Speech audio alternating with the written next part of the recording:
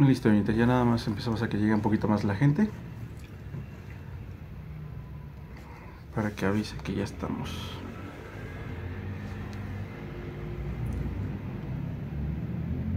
Acércate otro poquito para que te oigas cuando me hablas. O me gritas. Sí. No, ahorita ya está transmitiendo, nada más. Déjeme ver.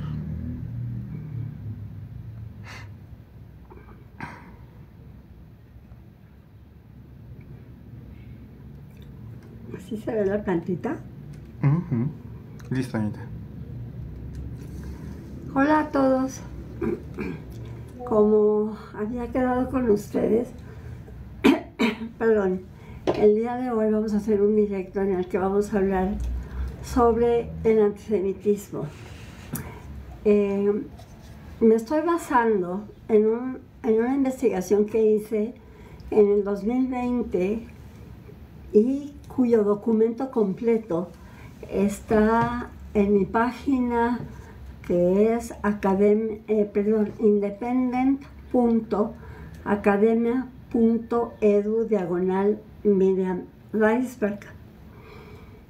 Y estoy hablando al respecto porque tristemente, cuando yo realicé el directo pasado, que fue el 7 de octubre, yo estaba hablándoles a ustedes de lo que eran los refugiados palestinos, y en ese momento en Israel, Hamas, que controla a muchos refugiados palestinos, estaba asesinando israelíes y no israelíes en el sur de Israel.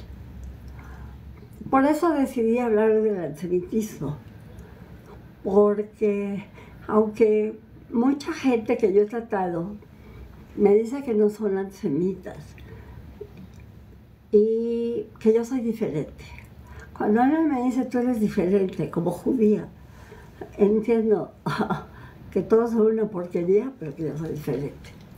Entonces, voy a hablar de mí primero, que soy una mexicana de tradición judía y que nací en México porque tanto mi madre en su momento como mi padre llegaron a este país como consecuencia de un terrible sentimiento antisemita y persecución que sufrieron en Europa. Entonces empiezo.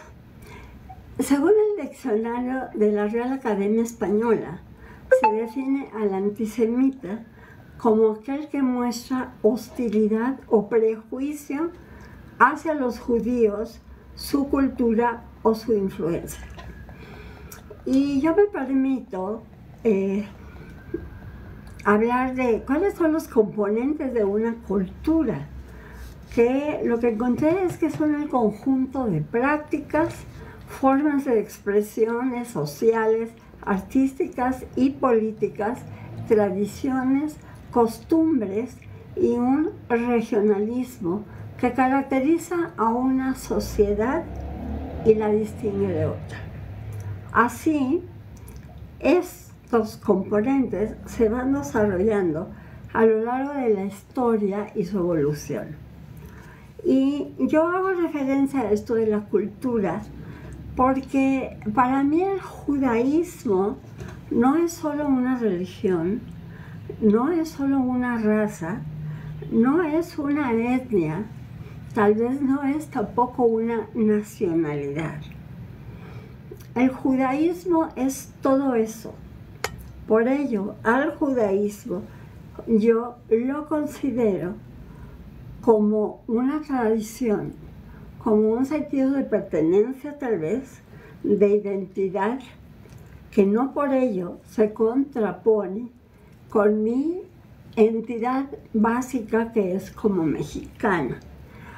Y a propósito de que todo el mundo habla, generalmente cuando hablan los judíos hablan del pueblo judío,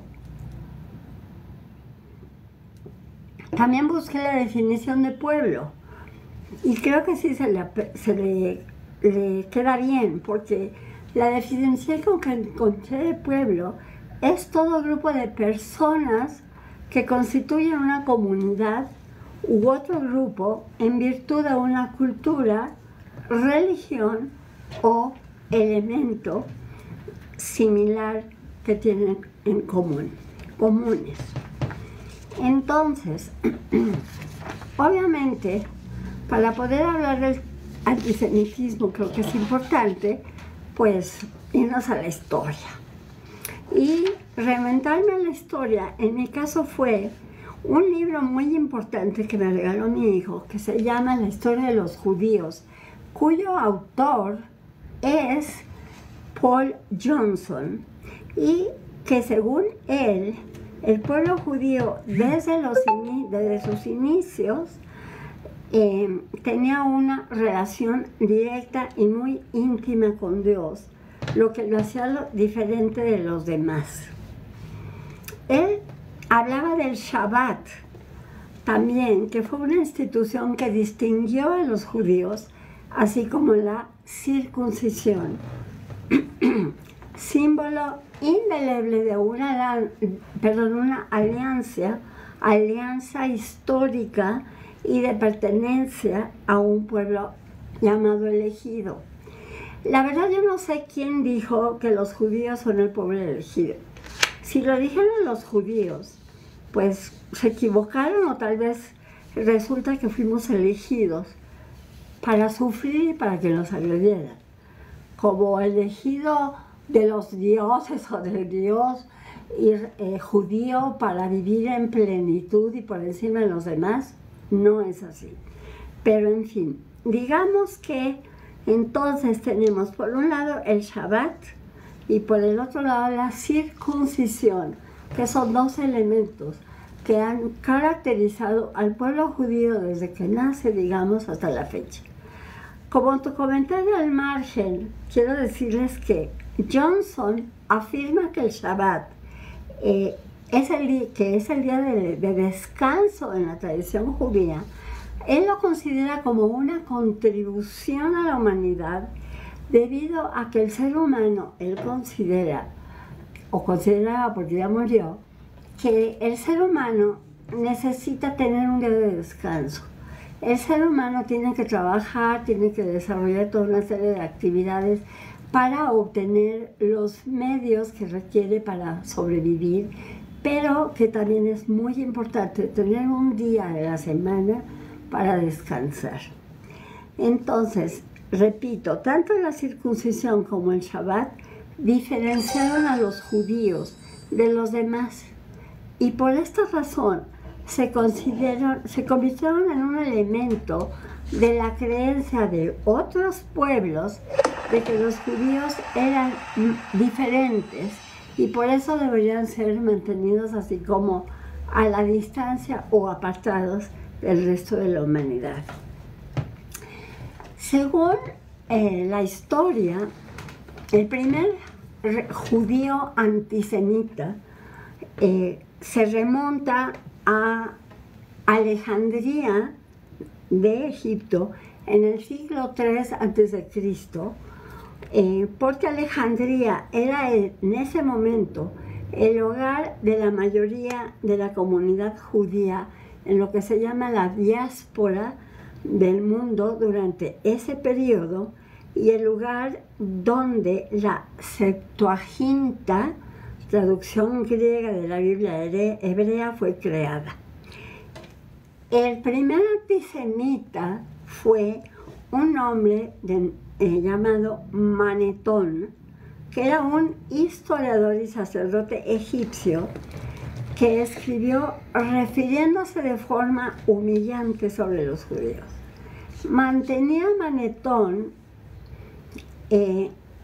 un odio a los judíos porque consideraba a los judíos descendientes de los que ellos llamaban Ixos, que eran usurpadores, una tribu de leprosos, y decía que fueron echados por sus sacrilegios y su impunidad.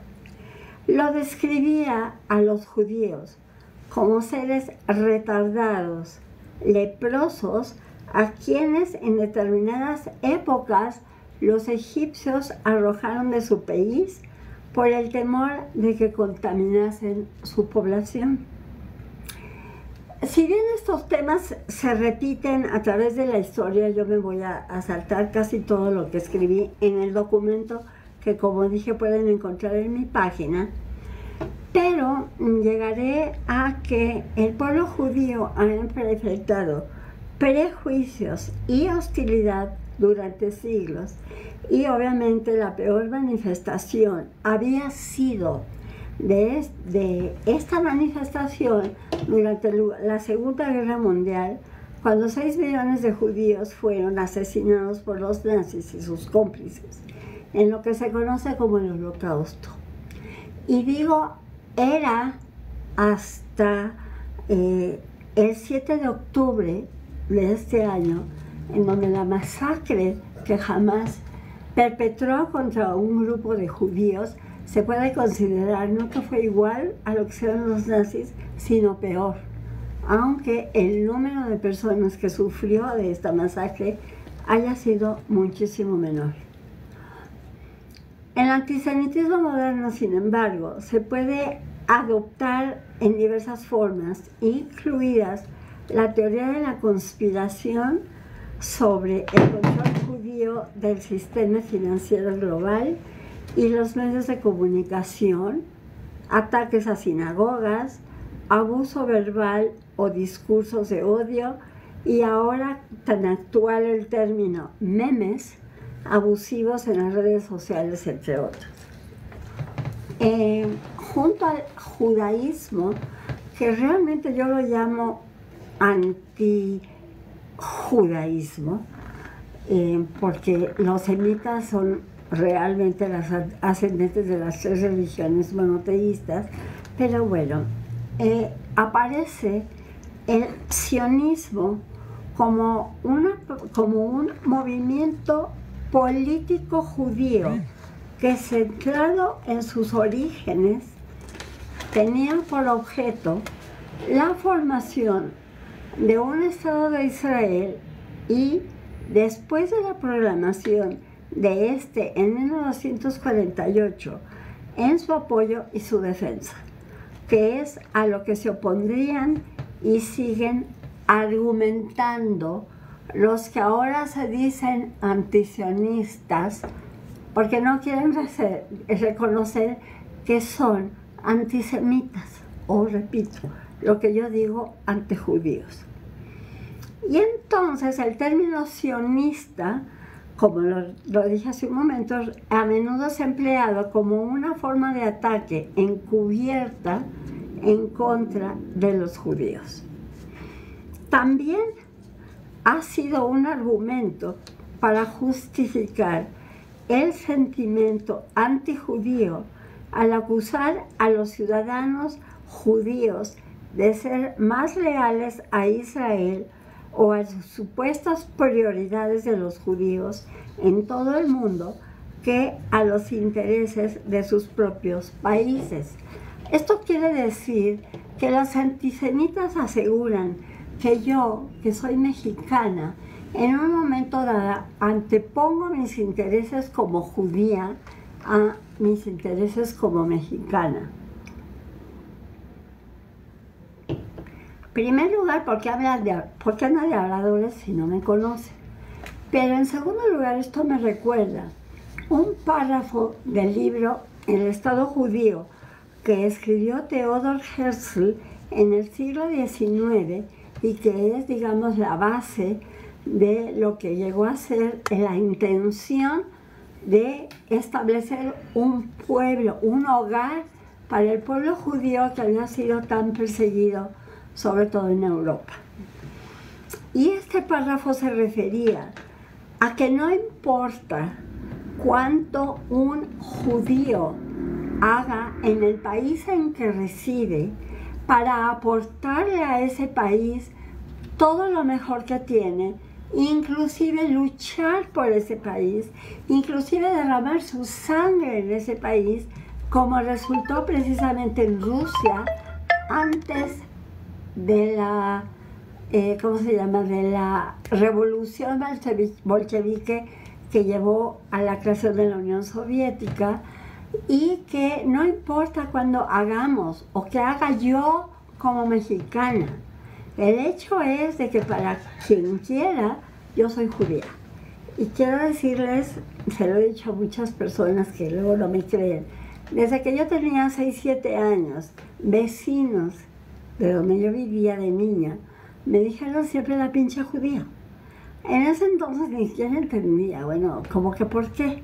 Obviamente ahorita que tengo 80 lo entiendo claramente, porque no me lo van a creer, pero aún ahora a mis 80 años descubro que personas a las que he tratado desde hace 30, 40 años, de repente me doy cuenta que para ellos soy judía, no mexicana.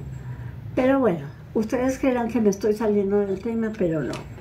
El hecho es que volviendo al tema, como lo tengo escrito en ese documento, un ejemplo clarísimo de lo que se refiere al sentimiento judío antes que el sentimiento hacia el país en el que se vive, un ejemplo clarísimo, repito, lo tenemos precisamente en nuestro país, donde lo primero que hicieron los españoles al conquistar a la Nueva España fue obligar a los indígenas a convertirse al catolicismo. Y en cuanto al Islam, para los musulmanes, el yihad, que significa esfuerzo, la palabra yihad significa esfuerzo, no significa guerra santa. Lleva a la guerra santa, pero la palabra yihad significa esfuerzo y consiste en la obligación de cada musulmán de ser cada día mejor y de hacer que la ley de Alá reine en la tierra. Así está escrito en el Corán, y obviamente los fundamentalistas, nacionalistas, yihadistas son herejes y deben morir. Aparentemente me estoy adelantando al final de la charla, y puede ser que sí, pero bueno, pues ya lo dije.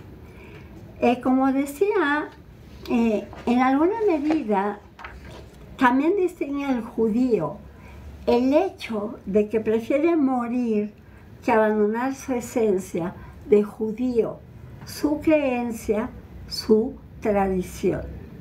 Recuerdo cuando estudiaba en el Colegio Israelita de México que leímos un libro que se llamaba Kiddush Hashem, que quiere decir literalmente su sagrado nombre.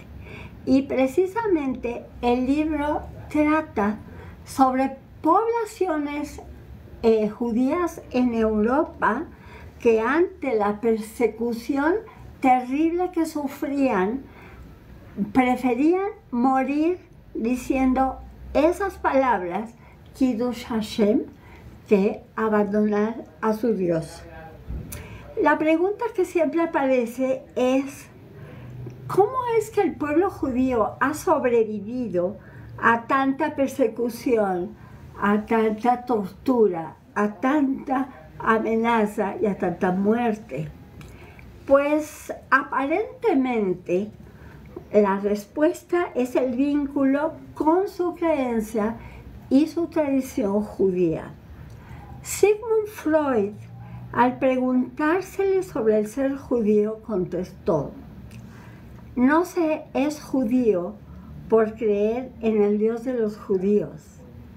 Puedes no creer, como nos llaman a muchos, ser judíos laicos, pero en el judaísmo se lleva en la memoria de las células, de nuestras células. Y cuando yo hablo de esto, de la memoria del judaísmo en las células, me permito decir que es exactamente lo que sucede con los antisemitas. El sentimiento antisemita es una memoria en las células que cada uno de ellos llevan en su sentir en contra del judío, aunque ni siquiera conozcan a algún judío, a lo que me voy a referir posteriormente.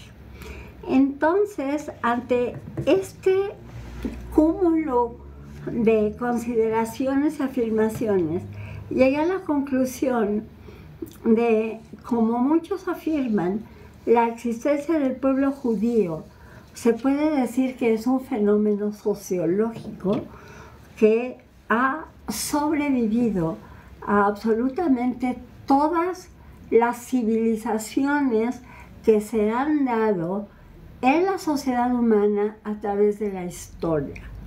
Porque no voy a decir a cuántas ha sobrevivido, que si los egipcios, que si romanos, griegos, no. Está el pueblo judío, está el grupo de judíos actualmente existiendo por dos razones importantes, creo yo. Primero, porque el ser humano, nos guste o no, es un animal racional, pero animal al fin. Y entonces el instinto de sobrevivencia del animal, de un perro, de un lobo, de un tigre, el instinto de sobrevivencia lo hace seguir viviendo. Pero además, en el caso, yo digo, de los judíos, este nuevo término que se llama resiliencia, podríamos decir que es exactamente lo que hace que los judíos sigamos viviendo. Esa resiliencia para salir del fondo y salir inclusive enriquecidos, fortalecidos y con una mayor posibilidad de hacer y de crear, no solo para nosotros los judíos, porque ahorita sí soy como judía, sino para la humanidad en general. Entonces, haciendo así como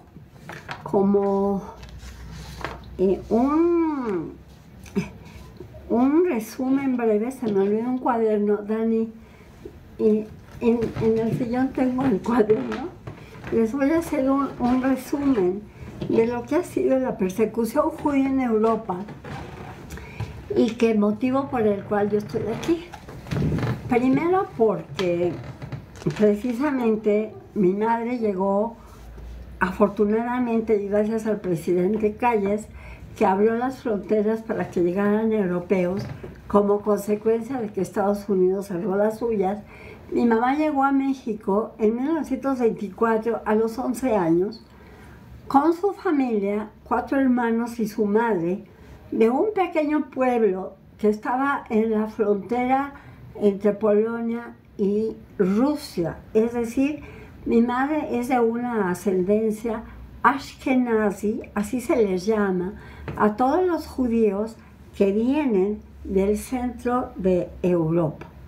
Asimismo, como todos deben saber, existen judíos sefaraditas que llegaron a México, lo que entonces era la Nueva España, con los españoles, Hernán Cortés y demás, huyendo de la expulsión de la corona española, y ellos se llaman sefaradim, y también como consecuencia de esa expulsión, muchos judíos que se fueron hacia el Medio Oriente, hacia Damasco, hacia, se me fue ahorita el nombre, Marruecos y otros lugares de Turquía y de Irán, llegaron a México también procedentes de esa expulsión que habían sufrido. Alepo es la ciudad de la que no me acordaba. Entonces, en forma muy reducida, sin entrar en detalles, voy a hablar de cómo fueron siendo perseguidos y expulsados primero en Europa, y luego hablaré de cuál es la situación actual del antisemitismo, sobre todo en Asia, que nadie se acuerda de que también existe Asia, porque todo el mundo cuando habla del antisemitismo se refiere principalmente a Europa. Entonces, les voy a contar que en el 1290 Inglaterra expulsó a los judíos que allí existían.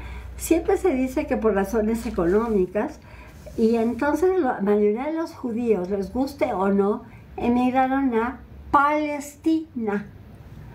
En 1306 se dio en Francia. En 1492, como lo sabemos perfectamente, se dio en España. 4 años después se dio en Portugal. A finales del siglo XI se dio en Alemania. En 1524 y 1540 en Italia. En 1495 en Lituania. Y en el siglo XIV en Hungría, que es en concreto los datos que yo obtuve.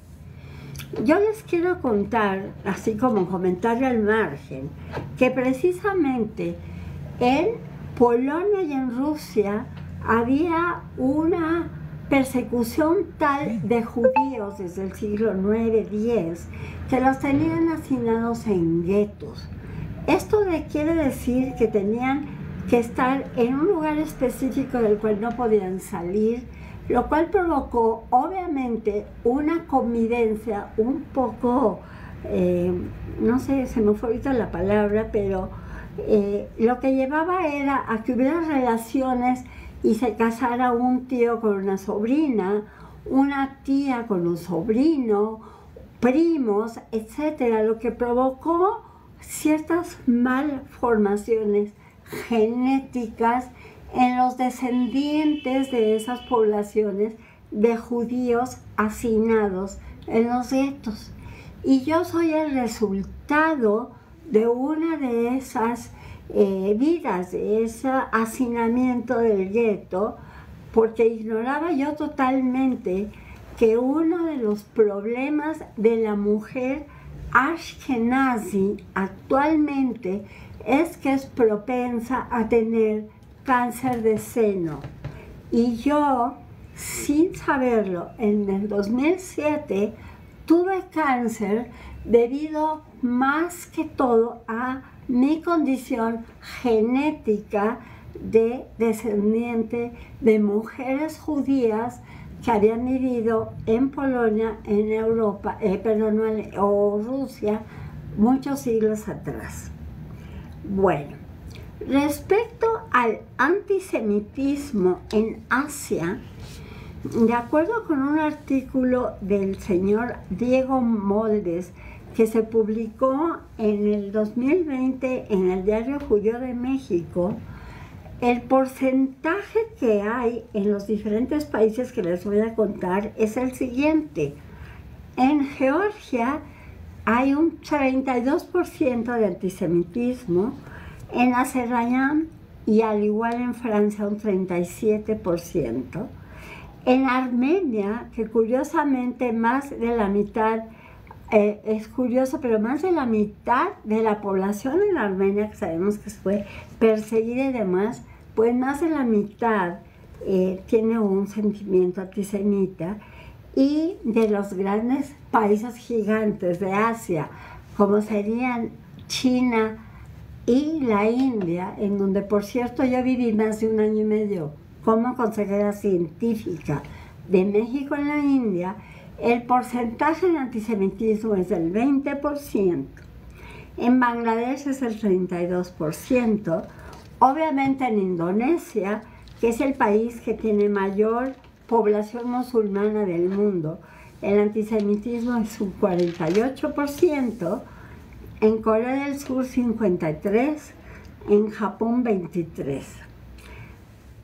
Interesante, el país que menos antisemitismo ha demostrado en este estudio que se realizó en el 2020 fue en Filipinas. Y curiosamente Malasia tiene el más alto porcentaje de antisemitismo del mundo, es decir, el 61%. Irak, en el Medio Oriente y hacia acá, es el país con mayor antisemitismo del mundo, con un índice del 42%. Esto es lo que se refiere a las cifras que puede ser que no digan mucho, pero que sí dicen mucho.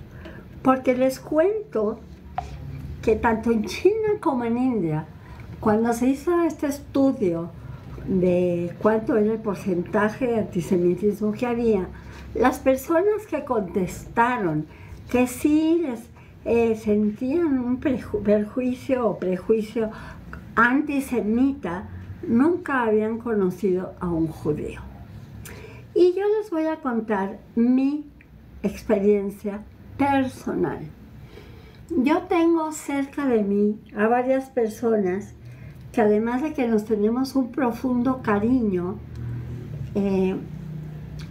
les he preguntado, son 3 los casos: disculpa, fulanita, antes de conocerme a mí, ¿habías conocido a alguna persona judía? La respuesta es no. Se acabó mi favorito. Pero cuando le pregunté, bueno, ¿y qué sabes de los judíos? La respuesta de esta persona, una mujer, fue, pues lo que sé es que mataron a Cristo. Bueno, las otras 2 personas, hombres por cierto, les pregunté si habían conocido algún judío antes que a mí y me dijeron que no. Y cuando les pregunté a ambos en momentos diferentes si habían conocido algún judío, o si conocían, perdón, porque no habían conocido, pero que habían oído de los judíos, que sabían de los judíos, la respuesta era, y sigue siendo, los judíos controlan el mundo porque tienen todo el dinero y la riqueza. Eso lo contestaron ambos. Esa respuesta también la tuve cuando daba clases, porque después de la pandemia pues ya no pude, pero afortunadamente conocí a una chica maravillosa, Erika Munguía, que me permitió estar ahora con ustedes en el TikTok. Y lo que yo les decía, cuando les platicaba de la formación del Estado de Israel y cómo se formó, etcétera, hablando de los judíos, que la norma es decir, es que los judíos controlan el mundo porque tienen toda la riqueza. En ese entonces yo contestaba, y perdón la palabrota, y además son pendejos, porque solo un individuo que controla el mundo o un grupo de individuos que controlan el mundo permiten que asesinen a sus hermanos. Eso lo dije mucho antes de que sucediera lo que sucedió el 7 de octubre pasado. Repito, si los judíos controlan al mundo porque tienen la riqueza aparentemente, ¿cómo es posible que pudieran permitir la matanza que se dio, la masacre que se acaba de dar hace casi 2 meses en el sur de Israel por parte de Hamas? Y a ese respecto es que me voy a dirigir en este momento el resto de la plática. Yo ahora no encuentro tampoco, acá están. Y es que toda la actividad que se está llevando a cabo en este momento a nivel mundial como consecuencia de ese acto terrible, animal, yo creo que los animales son más decentes, que se dio contra personas indefensas, civiles en el sur de Israel, como consecuencia del odio que existe hacia los judíos, sin saber por qué, aunque repito, probablemente porque lo traen en la memoria de sus células, decidieron masacrar en la forma que lo hizo Hamas. La verdad es que es interesante dividir, creo yo, lo que es la cuestión del mundo árabe de la cuestión del resto de la humanidad en lo que a antisemitismo se refiere. Las acciones de todo el mundo con respecto a esta masacre de Hamas se ha convertido en un justificante de Hamas, porque ya no es masacre y el término que utilizan es resistencia y no terrorismo ante la masacre. Les voy a contar que David Ben Gurión, en algún momento que estuvo en Nueva York, dijo que lo que importa no es lo que dicen, no es lo que dicen los no judíos, sino lo que hacen los judíos.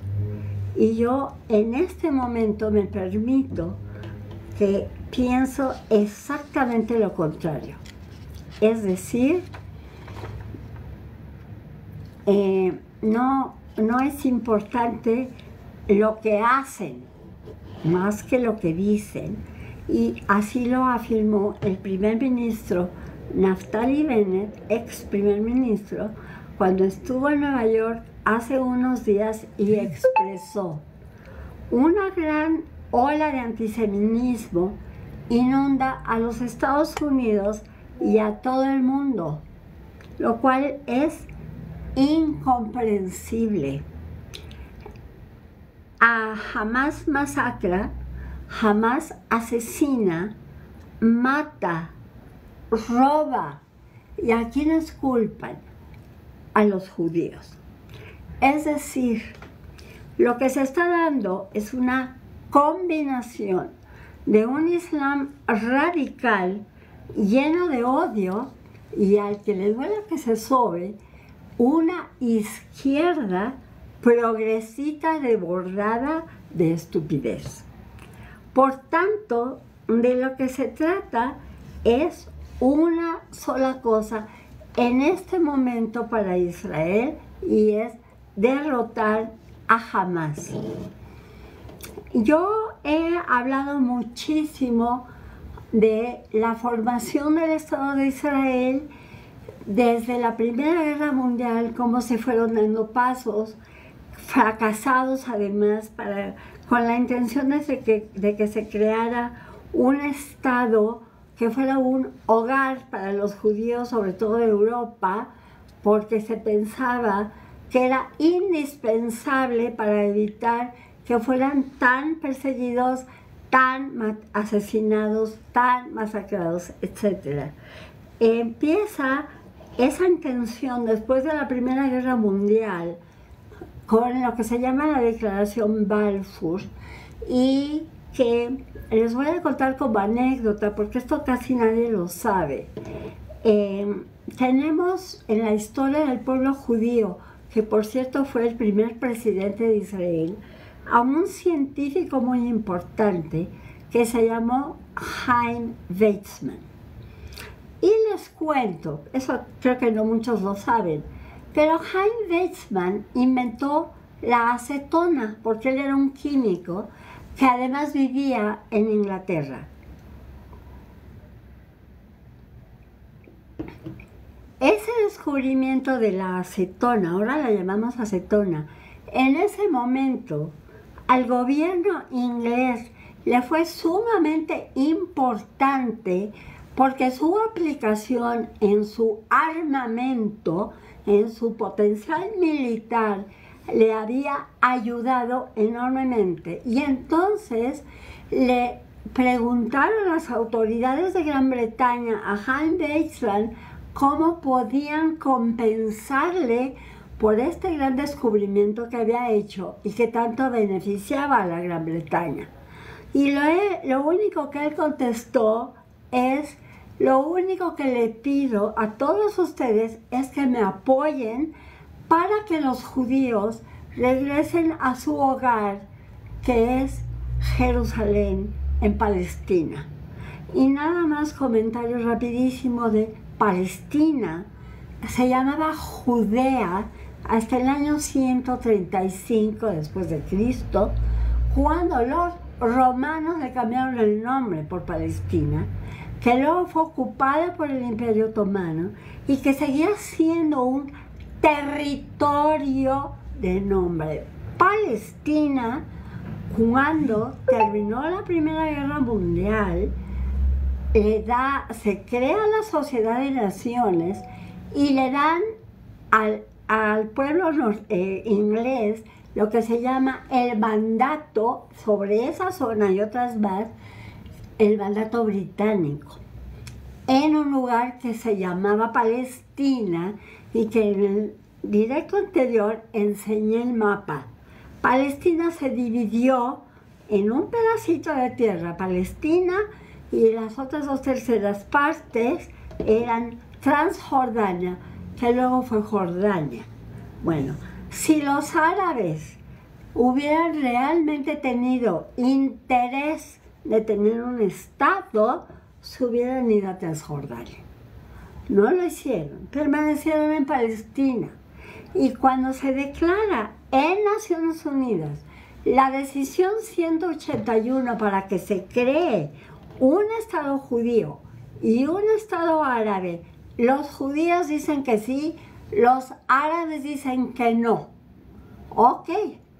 El 15 de mayo de 1948 se va el mandato británico y en ese momento Ben Gurión declara la independencia del Estado de Israel en ese pedazo de tierra que las Naciones Unidas le habían autorizado para establecer un Estado judío. ¿Qué sucedió? Que 10 países árabes, aunque unos digan que 5 y otros que 8, en realidad fueron 10 países árabes que estaban en la zona alrededor de ese pequeño terreno que se llamaba Israel ya desde el 15 de mayo, porque antes todos eran palestinos, atacan Israel. Y lamentablemente interviene la ONU para hacer una tregua porque Israel estaba ganando la guerra. ¿Qué pasa? Salen, no los echan, salen muchísimos árabes palestinos entonces porque no quieren vivir en un estado judío. Pero ¿qué sucede? No hubo un solo país árabe que quisiera recibirlos. Y Egipto, que hacía frontera, los hacina en la zona de Gaza. Qué casualidad, ¿verdad? Son hacinados en 49, porque fue cuando terminó la guerra, en Gaza, y en este momento, 2023, el grandísimo conflicto que acusan a Israel es precisamente en Gaza. No voy a entrar en detalle de cuántas guerras ha habido, la guerra del 67, si Israel es ocupacionista o no, porque obviamente para todo ocupan sus términos para acusar a Israel, pero sí me vengo al momento actual, ¿sí? No sirve de nada tratar de convencer a los antijudíos que dejen de sentir lo que sienten. Es inútil.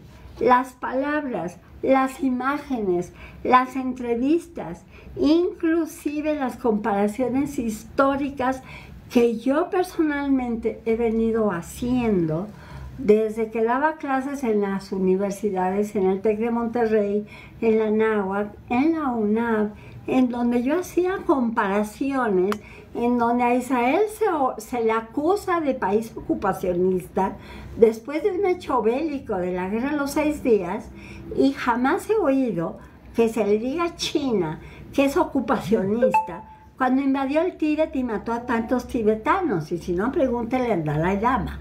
O bien a Turquía, que atacó en una forma terrible, invade Chipre, autonombra la República Turcochipriota hasta la fecha, desde 1974, jamás he oído que se le llame a Turquía que es ocupacionista. Tampoco he oído que se le diga a Turquía del apartheid o que es racista, etcétera, con las matanzas constantes desde hace tantos años que han hecho contra los kurdos. Ya no hablemos de todos los actos que se han llevado a cabo contra personas en África, que en uno de los TikToks que hablé he hablado del continente olvidado que es África. Pero Israel es constantemente la noticia del agresor, del victimario, del abusivo. ¿Por qué? Porque son judíos. Porque es el único rincón de la tierra donde los judíos para algunos mal llamados sionistas y por eso ya son malos, viven. Y yo les quiero decir, de 8.000 millones de habitantes que hay sobre la Tierra, el porcentaje de judíos es el 0.02, el 2% de la población mundial somos judíos, es decir, un poco más de 14 millones.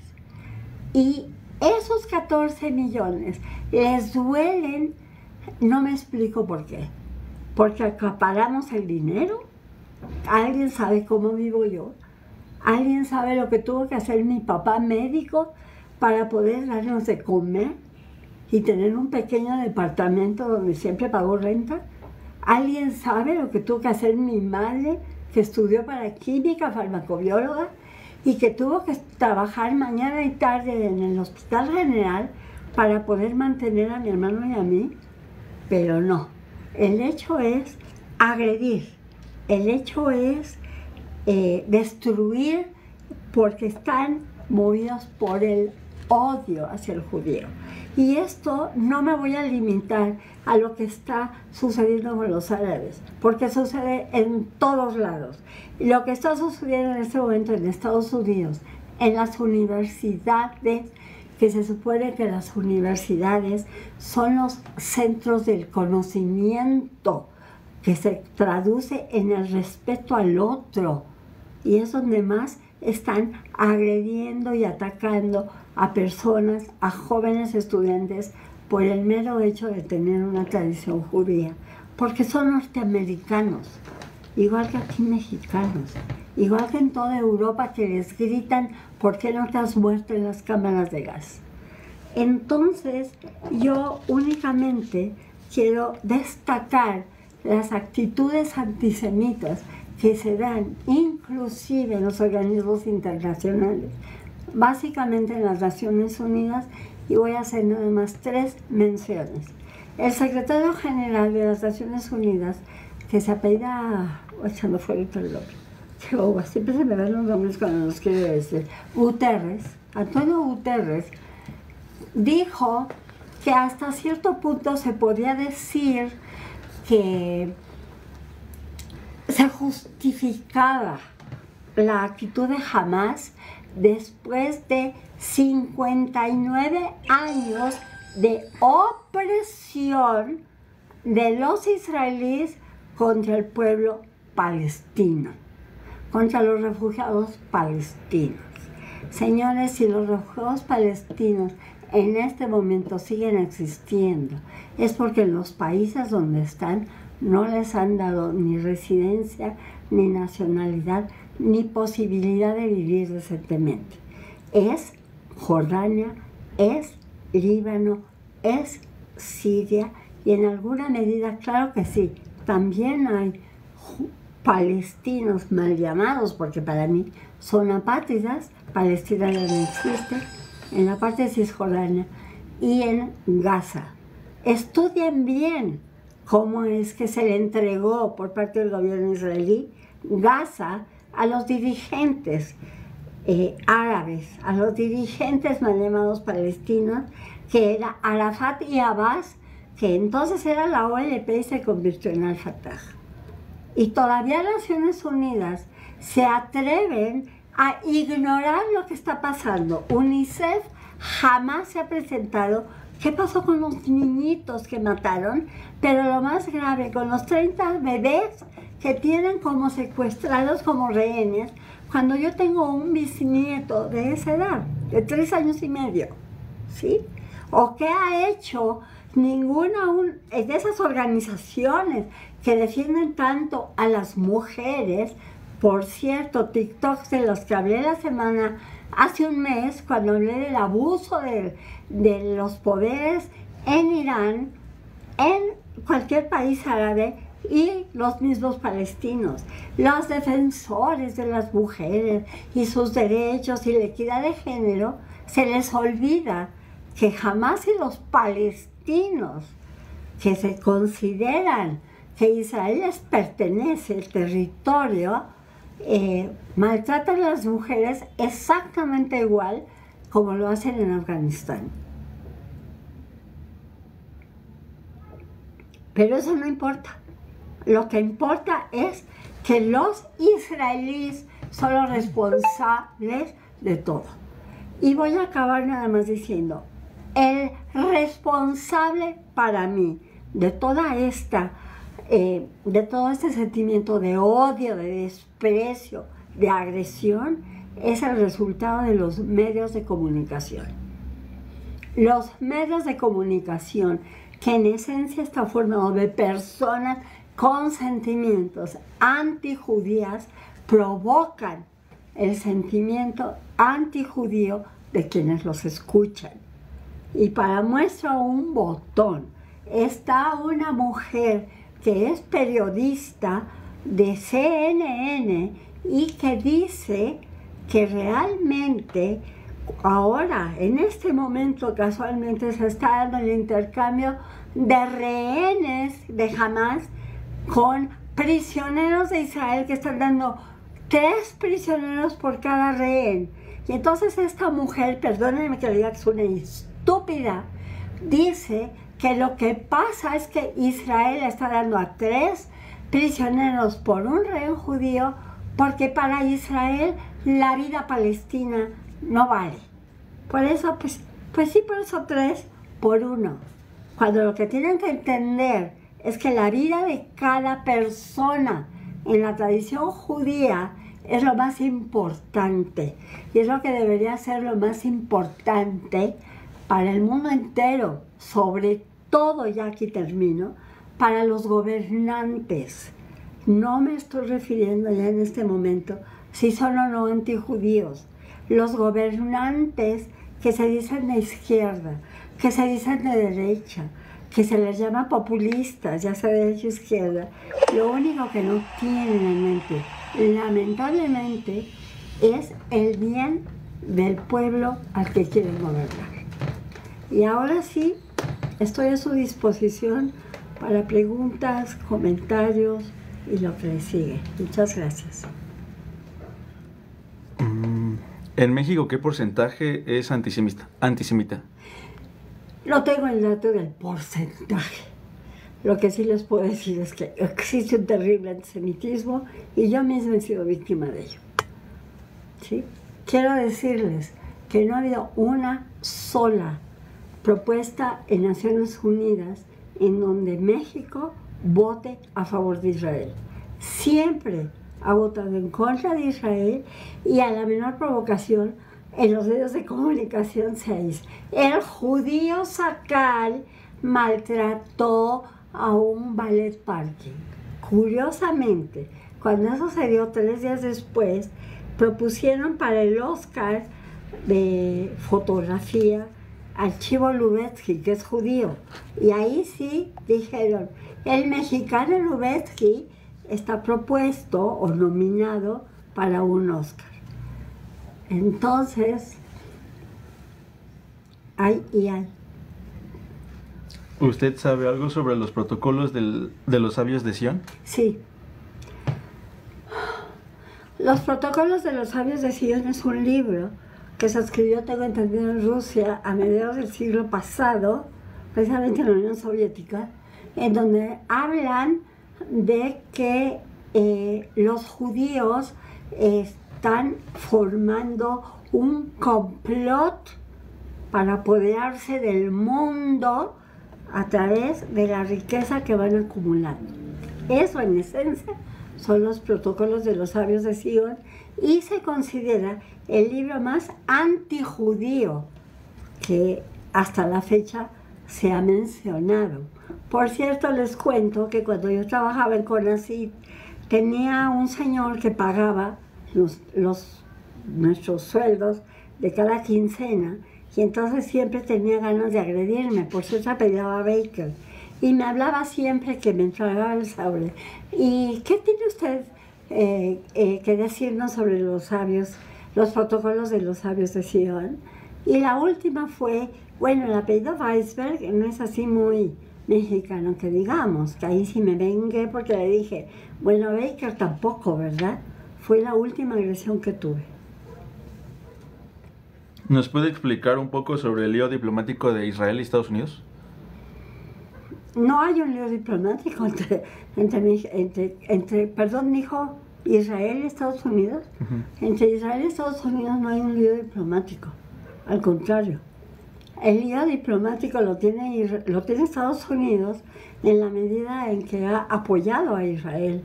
Simplemente, también lo hablé en un TikTok hace no mucho, en las Naciones Unidas existe lo que se llama el Consejo de Seguridad, en donde 5 países se llaman países permanentes, miembros permanentes, y son Estados Unidos, Rusia, China, Inglaterra y Francia. Y voy a hacer la comparación. Cuando atacó Rusia a Ucrania, estos 5 miembros permanentes tienen derecho de veto, y el Consejo de Seguridad está formado por esos 5 más 10 más que van cambiando cada 3 años. Entonces resulta que cuando Rusia invade Ucrania, se presentó una iniciativa para que Rusia se retirara, pero como Rusia tiene derecho de veto, dijo, se niega, se presenta el veto y esa iniciativa se fue a la basura. Exactamente lo mismo acaba de pasar a raíz del 7 de octubre, en donde se presenta una iniciativa donde se dice que los actos de Hamas no pueden considerarse terrorismo, sino de resistencia, y los Estados Unidos obviamente vetaron esta iniciativa y también se fue a la basura. El problema que tiene Estados Unidos en este momento es que, además de que tiene un enorme compromiso con Ucrania, tiene un enorme compromiso con Israel desde que se creó Israel, porque Israel es el único país democrático en el Medio Oriente y podemos llamar, han sido socios para una serie de actividades, sobre todo de intercambio, no solo comercial, sino de desarrollos tecnológicos. Porque quiero decirles, al que le duele otra vez que se sobe, que el deseo de Israel de sobrevivir lo ha llevado a ser el segundo país con mayor número de startups del mundo. Pero también quiero hacer una aclaración. Cuando los medios de comunicación hablan, jamás he visto yo que digan cuántos números de muertos israelíes hay. Solo llevan un conteo, yo no sé cómo le hacen los de Hamas, para saber exactamente cuántos niños han muerto, cuántos adultos han muerto, cuántos muertos se lleva en Gaza. Eso es noticia de Gaza, de Hamas. Yo me pregunto, ¿alguien ha visto o ha oído que se diga, ya murieron tantos israelíes por los misiles que sigue lanzando tanto Hamas como Hezbollah, desde el norte, como Yemen, desde África a Israel? No, ¿verdad? Entonces, la realidad es esa. ¿Cuál es su opinión personal sobre el tema Israel-Palestina y de qué lado está? Es una pregunta tan chistosa. ¿De qué lado está? Pues yo estoy del lado de ambos. ¿Por qué? Porque aquí no se trata de palestinos contra israelíes. Aquí se trata de un Abbas, que es el que dirige a la autoridad palestina, y un grupo Hamas, que tienen todos los recursos del mundo, porque entre ambos dirigentes reciben un promedio de $3,000 millones. ¿Y quiénes son las víctimas? Pues el pueblo palestino. Pero no les voy a decir el pueblo palestino porque lo matan. Es porque desde cómo los educan. Cuando fue la guerra de 6 días, yo trabajaba en la Embajada de Israel en Costa Rica. A mí me consta lo que encontraron los israelíes una vez que lograron la unificación de Jerusalén, que es un tema que voy a tratar en mi próximo directo. Lo que trataban cada uno de ellos es la sobrevivencia. Pero, ¿cómo educan a un niño palestino? ¿Saben cómo le enseñan aritmética? Yo vi el cuaderno. El cuaderno decía caricaturas, 3 así judíos como los ortodoxos, como cuervos. Y decía, si matas a 2 judíos, ¿cuántos te quedan? A un niño de 7 años le dicen, tienes que agredir y matar a un judío porque te odia y es tu enemigo. No puedo culpar a un palestino a los 17 años, se ha crecido 10 años, oyendo que Israel es su enemigo. Es como para el mexicano. Para los mexicanos, los gringos, para algunos son sus enemigos, y para muchos otros es el sueño americano, donde sería padrísimo vivir y aquí hay que copiarle cómo viven. Entonces, aquí no se trata de palestinos, israelíes, yemenitas, iraquíes. Aquí se trata de seres humanos que en todo el mundo están siendo masacrados sin que nadie se hable de ello. ¿Por qué? Porque no hay respeto de los dirigentes del mundo hacia la serie de humanos que existimos. Según un estudio que se hizo el año pasado, ya vemos 8,000 millones de habitantes y solo el 1% de esos 8,000 obtiene y acapara más del 80% de la riqueza. Ese 1% es lo que yo llamo la cúpula del poder. Y ellos son los que están determinando y destruyendo a los seres humanos. ¿Cómo? Desarrollando armamento, no pensando en el mal que puede hacer un desbocado desarrollo de la inteligencia artificial, por ejemplo. Temas, si me quieren seguir en mi TikTok, me hago la promoción, ahí hablo de todo esto. El respeto al ser humano es lo que debería prevalecer. ¿Existe riesgo de que el conflicto escale con la agresión que está dando en Yemen y Hezbollah? Sí, pero no de Israel. Lo que existe es que los dirigentes árabes musulmanes que creen a ciegas en el Islam invadan después de Israel a Occidente. Y ya se está dando. En Europa cada vez hay más presencia musulmana.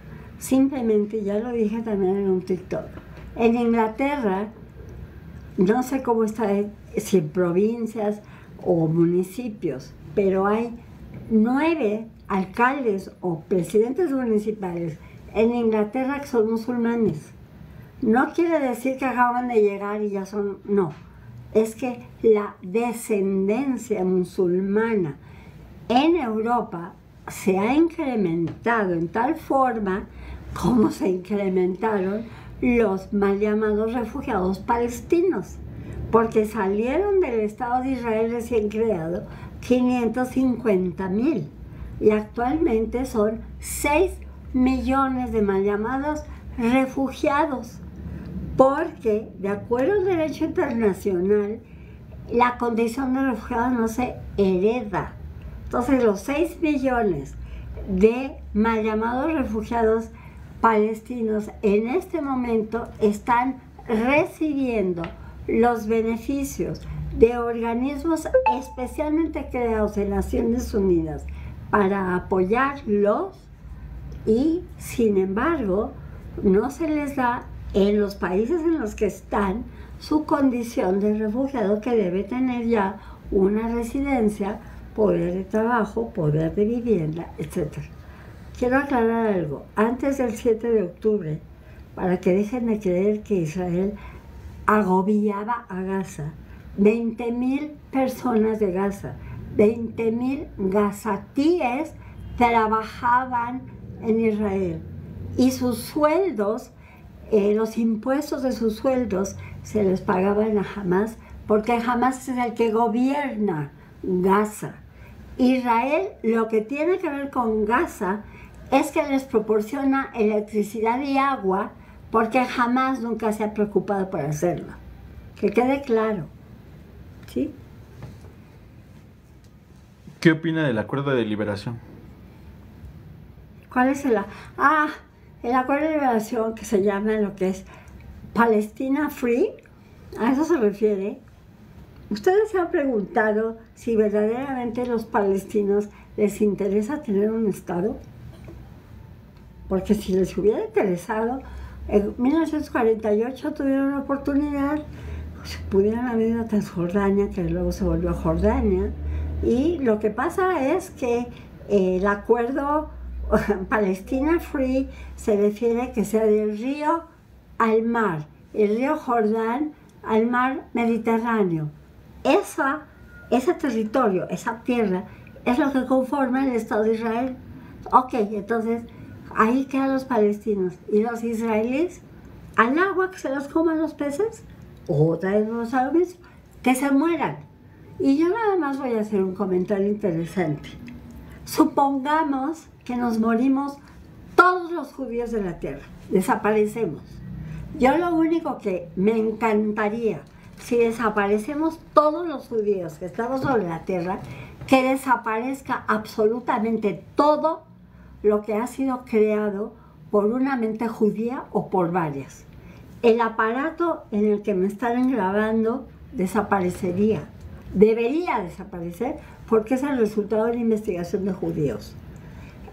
La base del Wi-Fi la creó una mujer judía maravillosa y hermosa que se llamó Hedy Lamar.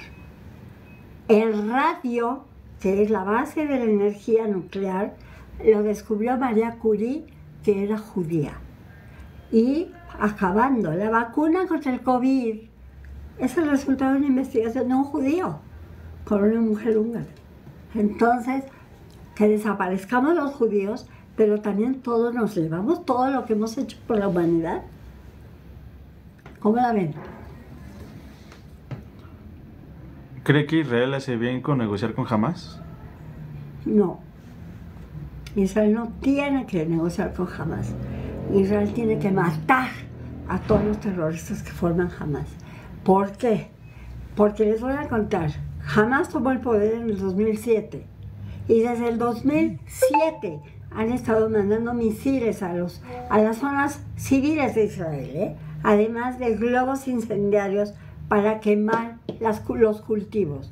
Y eso les viene de la riqueza de Irán. Entonces, han contestado una vez en el 2014 y Naciones Unidas dijo basta.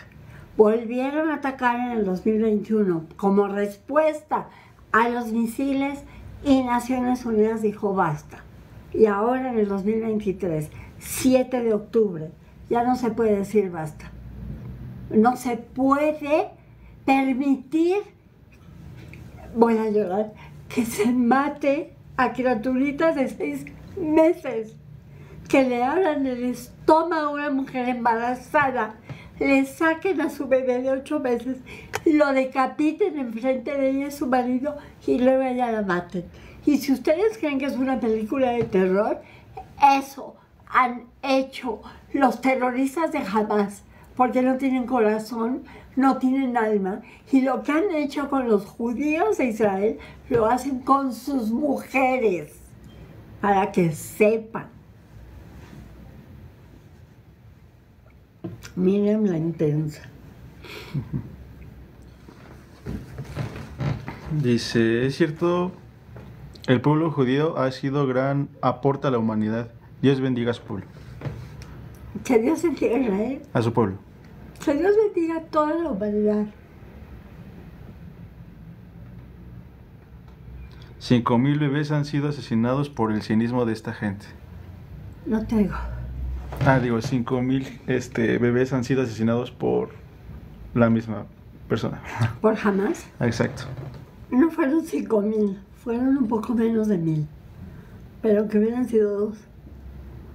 Me recuerda eso de Chávez cuando era el dictador de Venezuela y dijo, el holocausto no existió.